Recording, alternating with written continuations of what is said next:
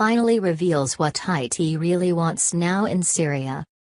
The United States top diplomat has officially announced the expansion of the country's mission in Syria, where Washington has long been accused of pursuing interests outside of its stated goal of defeating the Islamic State militant group, ISIS. Addressing the Jewish Institute for National Security of America's 36th Annual Awards dinner in Washington, Secretary of State Mike Pompeo said that defeating ISIS, which was once our primary focus, continues to be a top priority, but it will now be joined by two other mutually reinforcing objectives. These include a peaceful and political resolution to the Syrian conflict and the removal of all Iranian and Iranian-backed forces from Syria.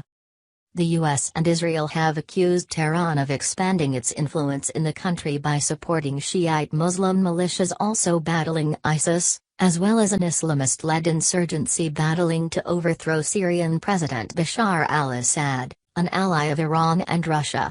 Pompeo further warned that the U.S. would withhold reconstruction funds to Syria until Iran's presence was withdrawn.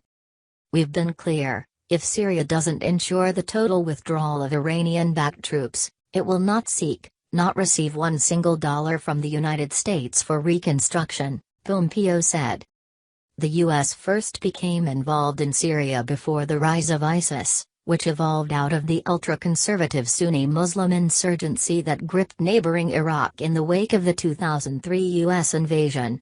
By March 2011, mass demonstrations and government crackdowns in Syria devolved into civil war, and President Barack Obama launched a CIA program to train and equip opposition forces. As hardcore Islamist factions grew increasingly influential and ISIS spread from across the border, this support wavered and the U.S. formed a coalition to battle ISIS in 2014. With U.S. troops on the ground in yet another expansion of the post-9/11 war on terror, the Pentagon maintained that the defeat ISIS mission was the full extent of its aim in Syria. President Donald Trump's election appeared to reinforce this narrative, as he even contemplated teaming up with Russian President Vladimir Putin to wipe out the jihadis that once occupied about half of Iraq and Syria and had a history of comparing the US-backed Syrian rebels to al-Qaeda. This changed in April 2017. About a week after the Trump administration suggested it would officially abandon prioritizing Assad's removal, allegations emerged that the Syrian military had used chemical weapons in a deadly attack in the rebel-held province of Idlib. In less than 72 hours, Trump responded with the first officially deliberate U.S. strike against the Syrian government. Almost exactly 1 year later, and shortly after Trump expressed a desire to withdraw from the conflict amid major gains against ISIS, the Republican leader again responded to reports of toxic gas use with military action. The strikes and other limited U.S. engagements with pro-Syrian government fighters did little to change the situation on the ground, however, as Russian and Iranian support had allowed the Syrian armed forces to regain most of the country. Many countries began to abandon their policy of Assad's resignation as a precondition for peace talks. As recently as late August, though, Defense Secretary James Mattis told reporters that the U.S. goal was to move the Syria civil war into the Geneva process so the Syrian people can establish a new government that is not led by Assad and give them a chance for a future that Assad has denied them, with overt Russian and Iranian support. While the Trump administration has been ambiguous about forcing regime change in Syria, it has been consistent about its opposition to Iranian influence there.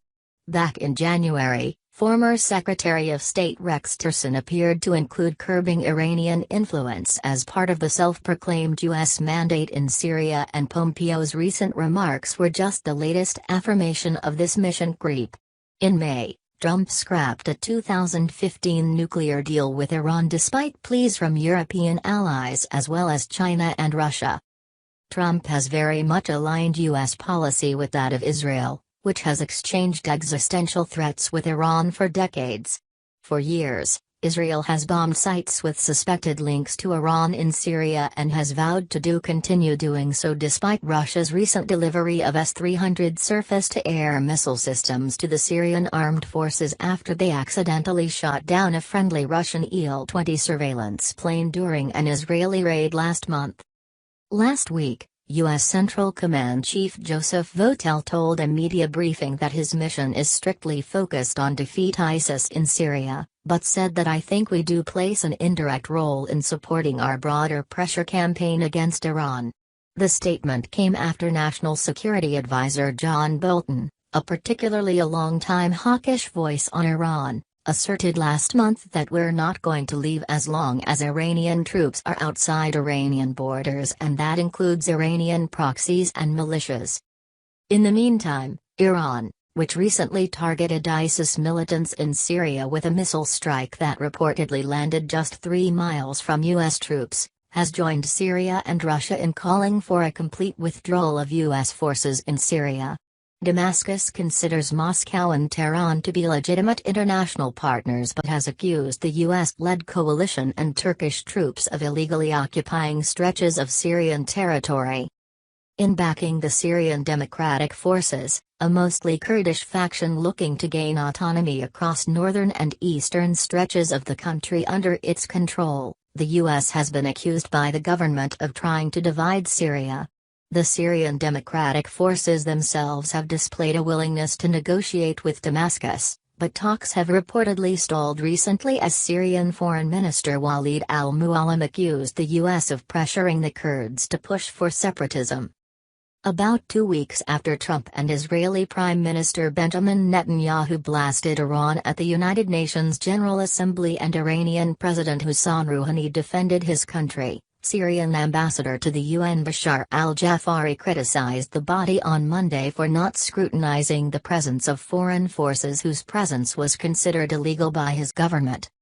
Authors of the report did not mention the aggression and foreign presence on the territories of some UN member states without their approval and under unconcealed and fake pretexts like possession of weapons of mass destruction or protecting their civilians from non-existent fictitious danger or spreading fake democracy, Jafari told the UN General Assembly session, according to the official Syrian Arab news agency. It would have been helpful if those who prepared the report had considered that foreign presence as illegitimate and a blatant breach of the international law and the UN's charter as well as an aggression against states' sovereignty and a threat to the international peace and security, he added.